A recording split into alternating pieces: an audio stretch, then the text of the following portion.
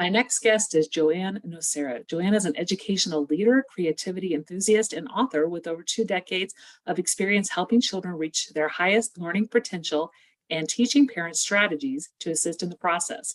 In short, JoAnn helps students be seen, heard, and understood. She has worked with the Geraldine Dodge Foundation, MindPop, Mind Align, and the Grunin Foundation, as well as in corporate partnerships with Toys R Us, Ocean First, and Home Depot. She is also a sought after speaker and workshop leader. Her book, Give Me Back My Crayons, companion planner, Give Me Back My Crayons Creativity, and companion children's book series, Katherine Grace, are available wherever books are sold. Welcome to the podcast, JoAnn. Thank you so much for having me. I'm so excited to be here. Well, tell me about a time when you were in the trenches and managed to crawl out.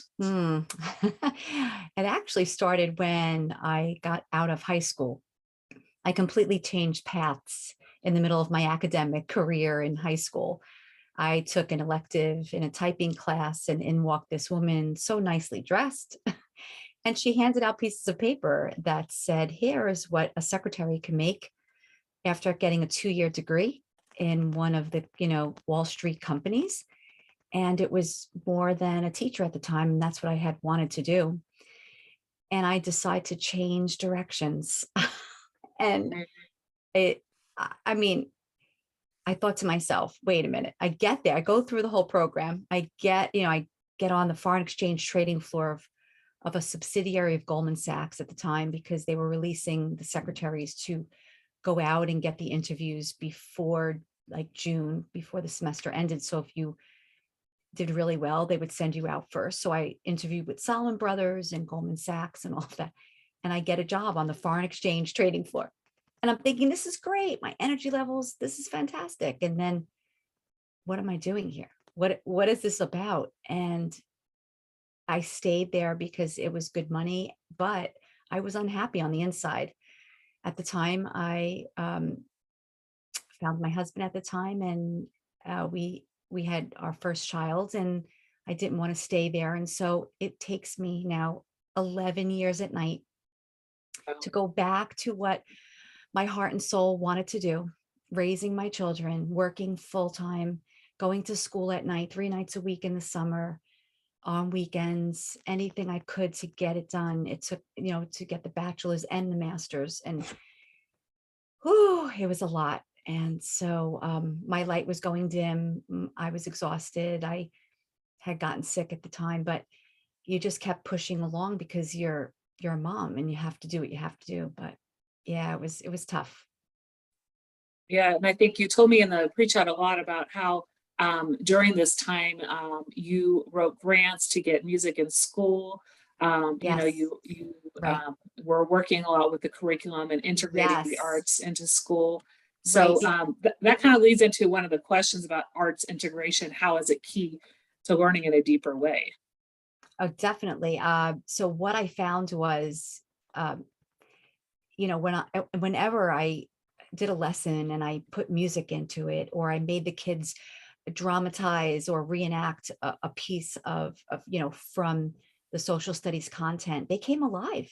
If I had them moving in terms of mathematical concepts and geometry, they came alive. And so I started writing grants, and we went out to see lighthouses, and we learned about the Fresnel lens, and it was just one grant after another. And then some grants, I would bring the artist in residence in the school.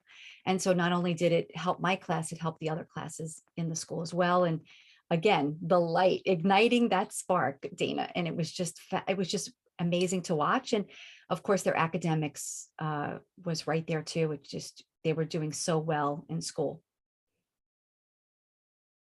So how do we ignite the spark in kids who are passive learners and help them stay curious in terms of if the educator is burnt out, especially this year? Yeah. Well, the first thing to do is in my book, Give Me Back My Crayons, on page 40 is let's find out what kind of learner we have sitting in front of us, right? Yeah. So if we have a certain amount of learners that are musical, or they love, stories or storytelling or journal writing, things like that, let's find out who's in front of us. And there's an easy survey on page 40 that could do that.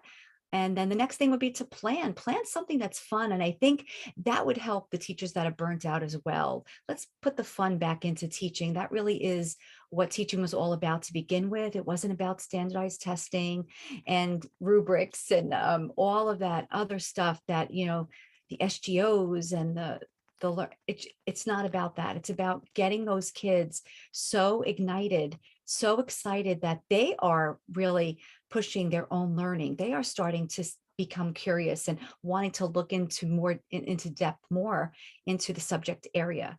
And so I think integrating the arts is a great thing, because I think of it as spa. I know it's spark, but let's just think of it as spa, right? We're going to survey, how are you doing? How are you feeling emotionally? Where are you as a learner? And then P for plan. And then A, integrate the arts. And it doesn't have to be difficult. It's not like, well, I'm not an artist, I don't know what to do. I'm just going to show you I love this picture of Kandinsky's Composition 8. I think you could see it on the video. What a great way. You could just print this out quickly, and the teachers can really just, project this on a board or give this as a handout and let them look at it and say, what do you see in terms of math or colors? I mean, you could do art standards and math standards at the same time, talking about isosceles triangles or right angles. There's so many things you can do, intersecting lines, just for an example. And that's just visual arts. When I did a lunch and learn program, I had them bring in their lightsabers. I mean, I know this is on an elementary level, but you can do things like this middle school and high school. And the kids understood perpendicular. And so it's let them move their bodies and show that they're understanding. Some kids need to do that. Not every kid learns with a worksheet and a packet. Mhm, mhm. Yeah, and I think when we think about learning through play, right? How learners, what kind of learner they are. I think a lot of teachers have moved away from that because they're so worried about catching up or covering the curriculum, that we need to stop, I think, several times throughout the year and survey our learners to find out the best learning style, because that could change also in the course of the year. Yeah, absolutely. And what are you going to do if you don't tap into who they are and how their brain unlocks information? You're going to waste your time, honestly, because you're going to have children who are sitting there saying, I don't get this. She doesn't get me. I don't get Yeah. it. I don't even understand what she's teaching. And what happens? They become passive. You call on them, they wait, they Yeah. pause, because they're thinking, if I pause enough, she's going to just tell me the answer. I don't have to think on my own. So you really do want to invest in finding out how they learn, because you're still teaching the standards, that you're not doing anything different. You're just delivering it in a certain way, or you could have them deliver it back to you in the way that they understand it. So, for example, when I taught expressive writing or informational writing, whoever, like if they were reading books on the Titanic, their finished piece of writing was building a Titanic, and the portholes would open up and their paragraphs were inside of it. It wasn't just a piece of stationery and that everybody had to have the same piece of loose leaf and it was all hung up on the bulletin board in the same direction. They got to demonstrate what they learned about in their own way. So some kids had mobiles with index cards hanging, some kids had a scroll, and they were like really into it. And why not let them be seen and heard and understood in their own way? You could still mark them and grade them according to the areas in which you're looking at the writing, for the structure, the content, the grammar, of course, spelling, punctuation, all of that. You still can grade them at the end, but let them deliver it in the way that they know that they can. So it's exciting. It was exciting to watch. Yeah, and that's using, their learning styles and, integrating curricular with the arts and, language arts. And we can do that with so many subjects. It's just, finding a colleague also who can maybe pair with you on that project as well. And the art teacher, helping the Yes. kids with that in their class. So talk to me a little bit about your experience setting up a parent academy and how that can lead to academic success and emotional well-being while Yeah. also So building community bonds. yeah, I love the Parent Academy. In fact, it was a great way of helping the parents who at the time were like, wait, the math is changing. This is not the way I learned math. And so we started to have programs where we would bring them in with their children. We at first said, well, let's get them in by themselves and have a parent night out. But really that became a hurdle because they have to get babysitting, they have to cook dinner. So really bringing the children, we had more attendance by having them come with their child, with their student. It was great. So we would have reading night, math night, even STEAM night. We partnered with the high school and the robotics team, and they came in. And so one side of the gym was the maker space where they got to build and construct. We connected with Home Depot. That was a great collaboration. But then on the other side was all the B-bots and the robots. And so the high school comes and makes like a little section where they showed the kids coding and how they built their robotics. And it was amazing vertical articulation that was going on. And the older kids felt great because they were helping out the younger kids. And it was such a wonderful night. And think about what happened, how they're learning and how their understanding expanded that night, because they were in their own little, world of doing some STEM lessons with, the librarian or the media teacher. But now they got to see it in a whole new light of what the possibilities could be moving forward, to the next grade level.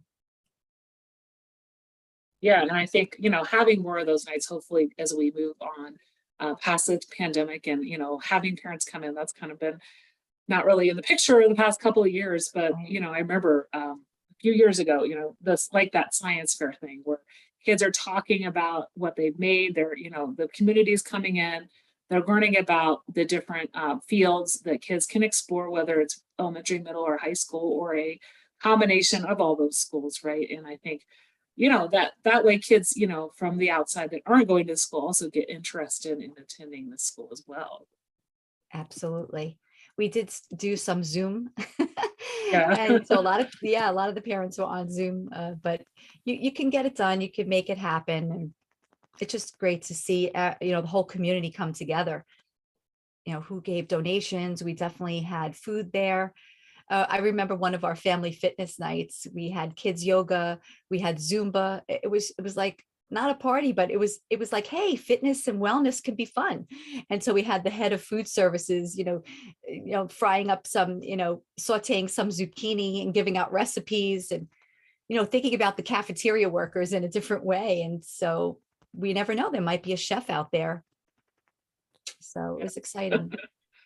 Well, I talked about your book, Give Me Back My Crayons, in the bio. What inspired you to write this book, and how would reading this book help educators?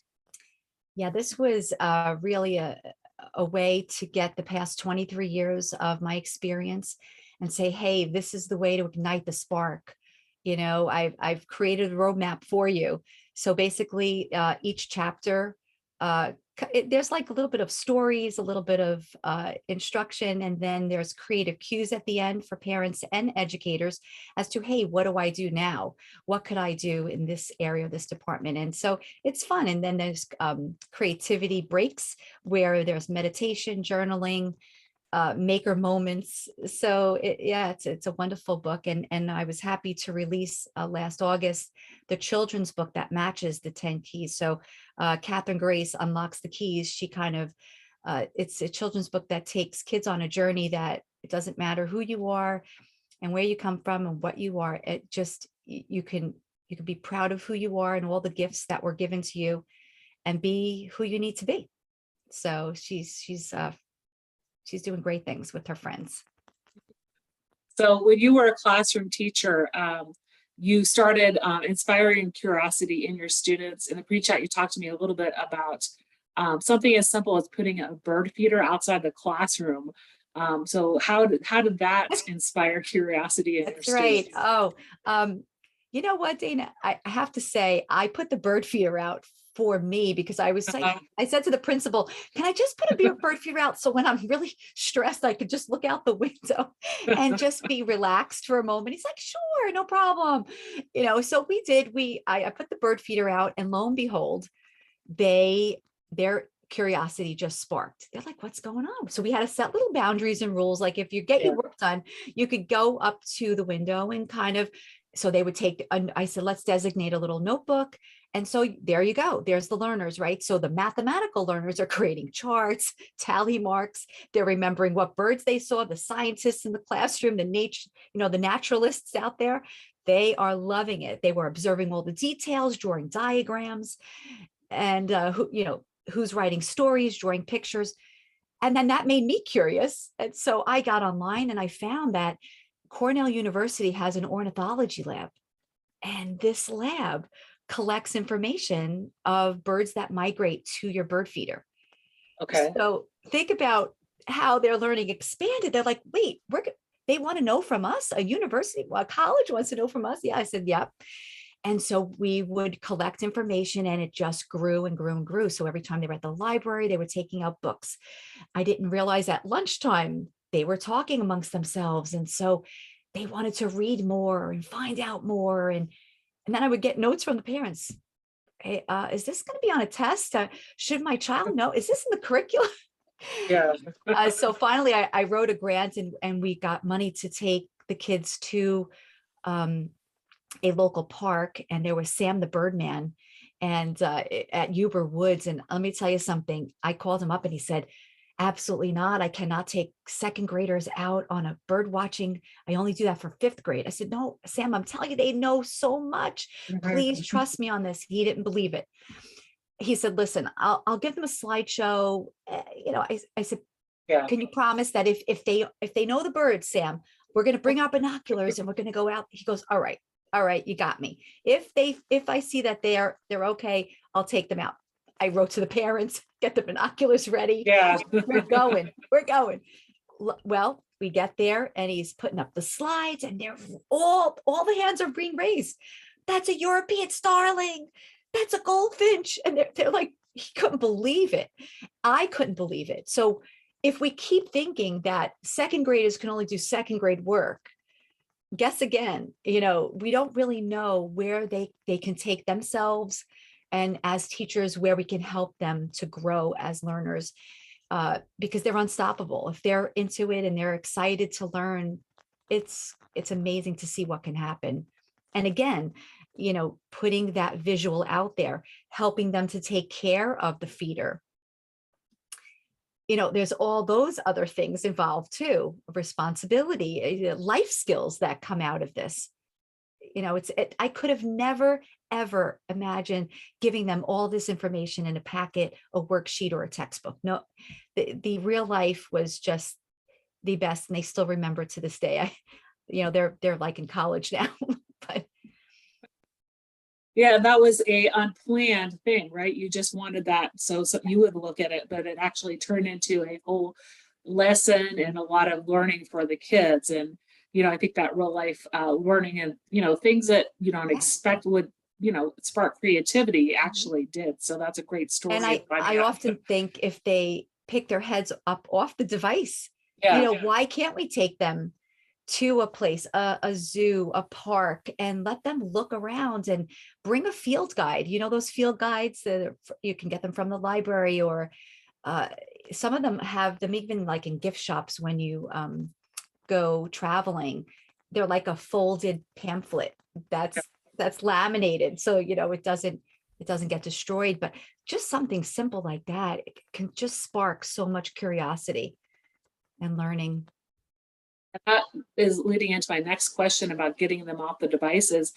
So for kids, I would say probably fourth or fifth grade and up, most kids have their phones. Sometimes they do take it to school, and there's varying levels of restrictions at different schools, and varying teachers have set boundaries. Some is strict as others. But how can parents and teachers get kids to put their phones down and get creative? So if you want to talk first maybe about the family commitments, but also for kids at the middle school and high school level, and terms of being creative instead of relying on Yeah, their I phone for think information. it is a tough Yeah, area that we are all struggling with. I'm not going to lie. yeah, So the first thing to do is to come up with, have a family meeting and come up with a plan, a technology plan that we are going to spend this much amount of time on the devices. And then we have to really respect the time that we are together as a family doing things, because you could all be together, but everybody's on their phones or devices. But people say, well, we're together. I go to restaurants and people, their kids and everybody's keeping busy and they're not even talking to one another. So it's important to fill that time with really good quality conversations. Maybe make a plan that you're going to go on a little excursion that doesn't have to cost a lot of money, and that you're going to spend some hours together. And what are you going to do there? And their curiosity, bring along a journal of some sort, crayons, anything they can do, even if they do use their phones, let's just say. So for example, when I wrote a grant for the lighthouses, like I was saying before, we did invest in a flip camera, but they were able to take that flip camera, and if you think about it, it's like what a phone is, and kind of do a video blog, like explain what's happening. So there's reading and writing involved. They've got to research where they're at. They have to write about something. They have to, communicate that to family, friends. And it becomes like a creative process, but yet we're marrying the two. Because to say that we have to eliminate it completely, we almost have to live together with it side by side, but see its purpose. What is the purpose? What's the why of why we're using our phone? Are we just wasting time, just scrolling, or we're really, what is it for? And it could be something really productive in teaching others and communicating things. And so there's a lot of uses you can do, but you can have a time where it's not allowed at all. And that's just great time spending together and doing something new and different. When it comes to like lessons and looking at facts and those types of things, how can we have students at school be more creative than relying on Siri for information? Yeah, I mean, I think getting them into groups is really important. A lot of kids have difficulty communicating with each other face to face because of the devices. So I would say as much group work as you can, and have them, if the kids want to work alone, they can, because you have those learners that like by themselves, the intrapersonal. But yeah, I would say that just getting them to articulate with each other, because what happens when it's like a pebble in a lake, right? There's a Yeah. ripple effect. So if we talked about something, I might come up with something you didn't think of, and you might come up with something I didn't think of, and all of a sudden our learning, it gets expanded. It's metacognition, right? Thinking about our thinking. And so I think that's important to do that as much as you can. A lot of times teachers put kids in middle school and high school, put them in rows, separate them out. They don't want them together. They think they're going to talk. But really it's, again, putting some rules in place and saying, hey, listen, I'd love for you to work together, but this is how it has to be. If we do work together, let's make the best use of this time. Yeah, and I think we can get over that, let's say, battle with the kids if we just explain, there's other ways to, use your time and, make it a habit at the dinner table or out at a restaurant with the family, or as you said, in a class, relying on others for discussion, right? So try Yes. to move away from constantly having your face in the phone. Yeah, that's Yeah. so important as we move on to, Yes. more and more, I think, tech use as years go on. But I also wanted to ask about adults for, parents listening, educators listening. How can adults be more creative if they don't feel like they're very creative? What do you recommend? Well, you know what? Creativity is interesting. It really comes about when we're still, right? And we tend not to be still, although Yeah, COVID did help us to do that. And you saw all the creativity that was happening. But really, it could be as easy as walking in a park, just being amongst nature. Uh, Sometimes when we're really still and we're just relaxing our minds, things come to us, ideas. I mean, Leonardo da Vinci wrote 7,000 notebook pages of just any idea that popped into his head. A lot of us don't take the time to stop and say, well, let me write that down. That might lead into something, right? We Yeah. sometimes we dismiss it. We're like, well, no, I can't do that right now because we're thinking big picture. We have to have it all solved. But maybe just keep a notebook of your thoughts as they come out to you, and try to be still as much as you can. Even those, I love to take crayons and color. I love neurographic doodling. If you want me to show you about that, I could definitely explain that. A lot of adults, Yeah. I just finished a workshop on neurographic doodling and poetry writing. And so within an hour and a half, the adults were not only creating a beautiful piece of artwork, but they were able, through memory and through what they were noticing, create this beautiful poem. So if you want, I could show it to you. Yes, please. All right, here we go. Let me change my camera to my overhead camera. And can you see it? Oh, there's Yes. Kandinsky's composition 8 that I was talking about with the geometry. I'll move that to the side. So really, it's as easy as this. You take a blank piece of paper and you start by drawing 3 circles. It could be any size, it could be anywhere on the paper, it could be overlapping, it could be all by itself. Okay. And then what you want to do is just, again, let your mind relax and start from one end of the paper, but it has to go through the circle in any way you'd like. It doesn't have to be a straight path. Just go through the circles and come out on the other side.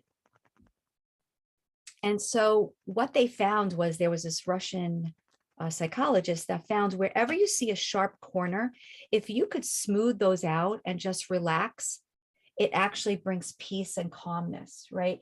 It Okay. takes the fear and confusion and it actually calms us down. And we probably could come up with some solutions to our problems, but it would go like this. So as you can see, I'm taking the corners and I'm smoothing them out.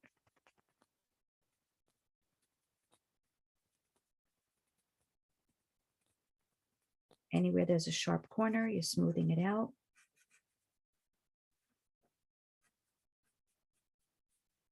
You can even add, because it's all about circles, right? It's all about feeling the movement, not being stuck in a corner of some sort, just completely fluid. And so I'm just going to show you what it's going to look like. I'm going to reveal it. So it would become something like this because you would add color to it. You would take crayons, markers, anything you have. You could create dots with your Sharpie black marker, or like right here, I've created some dots, or you could create dots with the colors. After I looked at this, I was like, God, it looks like some kind of beetle or something. It does. But it's, yeah. And listen, there's no judgment. There's no right or wrong to this, which makes it a fabulous activity to do. But again, it's scientifically proven, it's therapeutic that doing something simple like this could unlock your creativity. So I'm happy to share that with you today. Just go back to my camera. Yeah, thank you so much for sharing that. It's something as simple as that, and a lot of adults don't think about, like, there are adult coloring books, there are ways of doodling.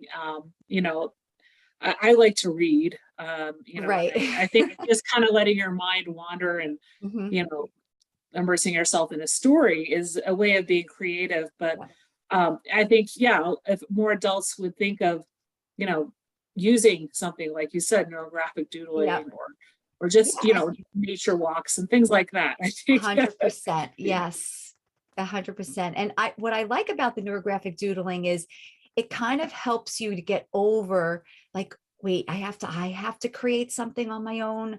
What if I just color in the lines? Maybe I don't have to be so it kind of helps disable the perfection, because sometimes we're afraid to do something because we think we have to do it so perfectly right from the get-go. And it's really things, it's all about the process, not the product. It's about, the steps you take to get there, the journey. And that's the beauty of life, really. Yeah. Well, it's been so inspiring hearing you talk about just ways of helping both our students and adults be creative, and about your experience working with parents in the community. Out of everything we talked about on the podcast today, what's one thing you'd like listeners to remember?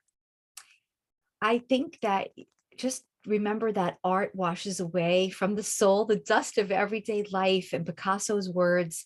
Just be okay with trying something new. And you never know, like when you're in the classroom, just try something and see if that ignites the spark. If you're at home, see what happens if you take your kids on a little bit of an adventure, something new that they haven't done before. See what happens when they put the phone away. So I'm excited to hear their feedback. I would love for them to share anything that works for them. Where can people reach out to you and find you online? I have a website, JoAnnnocera.com, and on Instagram, JoAnn_Nocera. There's no E in JoAnn. A lot of people put an E on the end, but there's no E. So yeah, I would love for them to share with me what they're doing to unlock their creativity and build a community of dreamers and thinkers and outside the box. Great. Well, it's been a pleasure having you on the Out of the Trenches podcast today. I'll make sure to post that information in the show notes. And thank you so much. It was a pleasure learning from you. Thank you so much for having me on. I really enjoyed our conversation today.